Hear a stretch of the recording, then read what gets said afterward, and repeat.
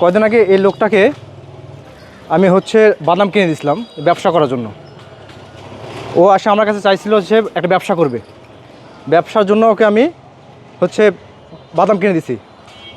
তা আপনি তো ব্যবসা করেন না কেন? এই বেজ কেন ধরছেন? আচ্ছা, এই বেশ ধরছি কি জন্যে, আমার মায়ের একটা অসুখ ভাই, এই জন্যে যে আপনি টাকা 500 দিয়েছিলেন, ওই টাকা 500 দিয়ে পাঠাইছি। আর বাদামটা মানে ব্যবসা করব, কিন্তু একজন করলে এই পাল্লা বানাইতে হবে, আর তুই এই পা নিয়ে কীভাবে উঠবি, কীভাবে ব্যবসা করবি। আপনি আপনাদেরকে একটু বলে দেই 3 দিন যে ধরিয়েছিলাম জিনিসটা, যে ভাই আমি বাদাম কিনে দিয়েছি, মটর কলাই কিনে দিয়েছি এবং ব্যবসা করার জন্য যা যা উপকরণ লাগে আপনারা আমার ভিডিও দেখছেন, আমি সব কিছু কিনে দিচ্ছি নাকি।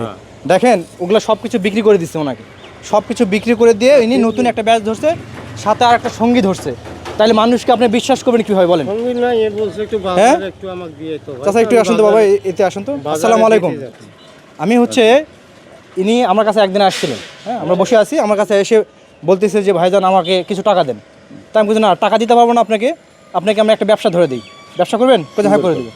এবং এনাকে প্রায় 1500 টাকার মতো আমরা হচ্ছে জিনিসপত্র কিনে দিয়েছিলাম। সে আজকে নতুন করে আরেকটা ব্যবসা শুরু করছে। মানে এটা কি ঠিক হয়েছে? এটা ঠিক হয়েছে? তাহলে মানুষকে কিভাবে বিশ্বাস করবেন বলেন? বাদাম টাদাম চাষা কিনে দিয়েছে, বুঝলেন আমার কথা। এখন বাদাম কিনে দেওয়ার পরে আমি ব্যবসা ধরবো, পাল্লা পাথর কিনবো। এখন হকারেরা করছে যে তোর পায়ে এই পায়ে রড লাগানো আছে, তুই কিভাবে ভিড়বি, মানে রড কোন আগে লাগাচ্ছিল আপনার? আচ্ছা হোক, এখন তো বেড়া পারছেন, হ্যাঁ বেড়া পারছেন, তো বেড়েই তো ব্যবসা করা লাগবে। মানে ভিড়ে কিভাবে উঠবো না উঠবো, এই জন্য এরা কথা যে পারবি না, মানে ভিড়ে তুই কিভাবে ব্যবসা করবি। মানুষে বললো, মানুষের কথা শুনবা কে? তো তোমার রড দেখে তো তোমার রড তো দেওয়া ছিল সেই মুহূর্তে, তো আপনাকে আমি হচ্ছে এগুলা কিনে মানুষের কথা শুনে লাভ কি, নিজে করে খেতে হবে তো। বাবা জিনিসটা আমি ওখানেও যা গেছিলাম রিটার্ন দিতে, ওখানে যা বলছি। কি করছেন জিনিসপত্রগুলো, কি করছেন আপনি? জিনিসপত্র কিনে দিলাম, বাদাম কিনে দিয়েছি, মটর কলাই কিনে দিয়েছি, আচ্ছা আর অনেক কিছু কিনে দিয়েছি, আর 500 টাকা দিয়েছি ওনাকে পল্লা পাতা কেনার জন্য। ওগুলা ধরে আসছিলাম, থাকার পরে 3 দিন ধরেছিলাম ওখানে, ওই হকারেরা সবাই জানে। হ্যাঁ 3 দিন ধরে থাকার মানে ভাই আসলে তারপরে আমি ভাই বলবো যে এই ব্যাপার আমার দ্বারা এই ব্যবসা হবে না ভাই। আমার কেন হবে না? কেন হবে না? আমার দ্বারা এই ভিক্ষা করে খাওয়া হবে না। ওই যে রড আছে, রড আসতে কি হচ্ছে? রড আসতে কি হচ্ছে? ওনার কাছে ভিক্ষা বৃত্তিটাই ভালো। না না, রড আছে তো অসুবিধা, এখন বেড়া লাগতেছে না, বেড়া লাগতেছে না এখন। উনি আমার কাছে ভিড়ের মধ্যে যাওয়া লাগবে না। আমার কাছে হচ্ছে অঙ্গীকার করতে যে আমি ভিক্ষা বৃত্তি করব না। না না না, এখন বেড়া লাগতেছে, এখন তো বেড়াতে হচ্ছে। হ্যাঁ বিক্রি করে দিচ্ছে। না এই অন্ধ লোকটা বলছে যে আমাকে একটু ভাই বাজারটা। আবার ওই অন্ধ লোক আর কাউকে দেখলো না, তোমাকে দেখলো। নতুন নতুন লোক চলবে, নতুন মানে ব্যাচ ধরে, নতুন ব্যাচ ধরে অ্যাকাউন্টে ওনাকে ধরে একটা ব্যবসা করতেছে। ঠিক আছে, তাহলে মানুষকে, দর্শক বিন্দুরা আপনারা দেখেন, মানুষকে আমরা বিশ্বাস করবেন কীভাবে? আমরা যে এই সোশ্যাল ওয়ার্কগুলো করি, আমরা অসহায় মানুষের পাশে দাঁড়াই। এই যে একটা মানুষকে ব্যবসা ধরে দিলাম, সেই ব্যবসাটা সে রাখলো না, তাকে ওগুলা জিনিসপত্র কিনে দেওয়ার পর 500 টাকা দিলাম অগ্রিম, যে তাকে 1500 টাকা আমরা জিনিস কিনে দিয়েছি, তারপর 500 টাকা তাকে পল্লা পাথর কেনার জন্য দিছি, এবং তাকে রিক্সা ভাড়াটা থেকে সব দিছি আমরা। ওনাকে নতুন হাট নিয়ে যে আমরা জিনিসপত্র কিনে দিয়েছি, আমাদের ভিডিওগুলো, আমরা ভিডিওগুলো আমাদের আছে। এই ভ্যাগ ধরেছি, ভ্যাগ নয়, আজ বললাম না যে ভাইয়ের জন্য আমি 3 দিন পর্যন্ত ধরিয়েছিলাম জিনিসগুলো। কি জন্য? যে ভাই এটা করা ঠিক হয় নাই। শুনেন, কেন রিটার্ন দেয়া লাগবে?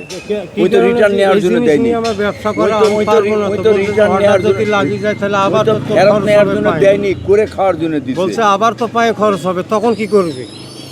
ইনি তো চোখে আবার দেখে না। আসসালামু আলাইকুম। ওয়ালাইকুম সালাম। আপনি ওনার সাথে কয়দিন থেকে আছেন? আমি ওনার সাথে ওনার সাথে তো আমি থাকি না। ওনারে বলছি যে ভাই আমার একটু বাজারে দিয়ে আসেন না, বাজারে তো আমি যাইতে পারি না, একটু বাজারে আমার একটু দিয়ে আসেন। তো উনি এই রাস্তা দিয়ে মুখ দিয়ে আসেন বাজারে। বাসা কোথায়?